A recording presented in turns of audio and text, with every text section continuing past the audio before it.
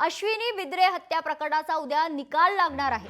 पनवेल सत्र न्यायालयात निकाल जाहीर होणार असल्याची माहिती समोर येते। तर सर्व आरोपींना उद्या शिक्षा सुनावली जाणार का याकडे सगळ्यांचं लक्ष आहे। मुख्य आरोपी अभय कुरुंदरकर सह तिघांना शिक्षा सुनावण्यात येईल।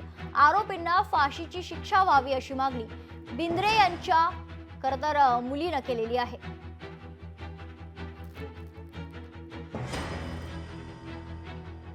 माझ्या आईची खूप निर्घृणतेने हत्या करण्यात आली आहे। या आरोप्यांना फाशीची शिक्षा व्हावी अशी माझी मागणी आहे।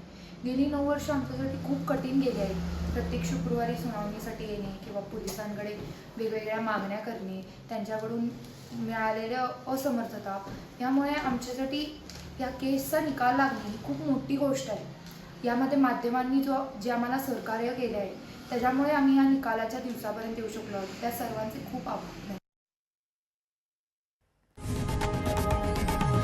लोकशाही मराठी ऐका, पहा, जागरूक रहा।